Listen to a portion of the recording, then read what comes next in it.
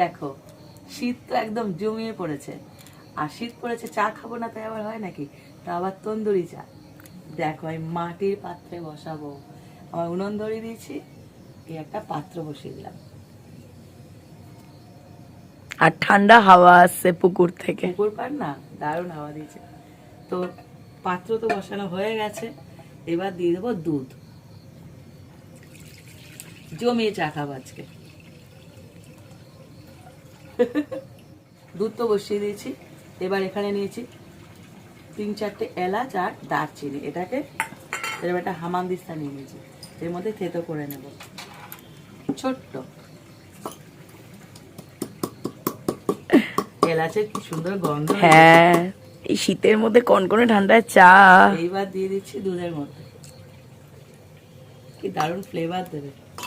আর দুধের মধ্যে দিয়েছি চা পাতা।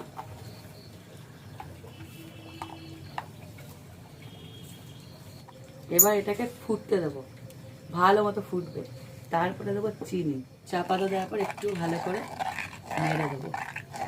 আর ঠিক এই সময় দিয়ে দেবো, যে কারণে এটার নাম তন্দুরি চা, এই হলো চায়ের ভাত, এই ডুবিয়ে দিলাম, 2খানা দিয়ে দিলাম। এবার এটা টকবক করে এর সাথে ফুটবে। আসল ফ্লেভার কি বলতো তন্দুরি চায়ের এটাই। আর ওপর থেকে দিয়ে দেবো একটা জায়ফল সামান্য, এটা ভালো ফ্লেভার দেবে। দেখো উতলে উঠেছে, যখন উতলাবে এইভাবে একটা চামচের সাহায্যে বা হাতার সাহায্যে ওপর নিচ করে দেবে, না হলে কিন্তু উতলে পড়ে যাবে। এটা ফুটতে থাকুক টকবক করে, কারণ এর যে ফ্লেভারটা মাটির এর মধ্যে আসবে। সর্বনাশ, এটা বিশাল হাই হয়ে গেছে।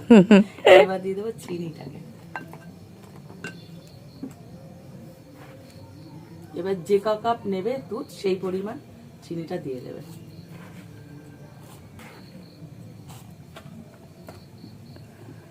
দেখো টকবক করে ফুটছে, আর এদিকে চারিদিকে স্মেল ছড়াচ্ছে, কিন্তু তোমরা পাচ্ছ না, আমি পাচ্ছি। এবার দিয়েছি এক টুকরো আদা এইভাবে গ্রেট করে। কতটা দুধ দিয়েছিলাম, কমে গেছে ফুটে ফুটে। দেখো সমস্ত দেওয়া শেষ, এইবার এই যে চায়ের ভাতটা এটা তুলে নেবো, এটার আর দরকার নেই, এর যা ফ্লেভার এর মধ্যে ঢুকে গেছে। এবার চাটা নামিয়ে ফেলবো, তৈরি হয়ে গেল তন্দুরি চায়। আর কাপে তোলা যাক। আহা কি সুন্দর গন্ধ বেরিয়েছে। তন্দুরি চায় তো তুললাম, এবার শুধু আমরা খেয়ে নেব।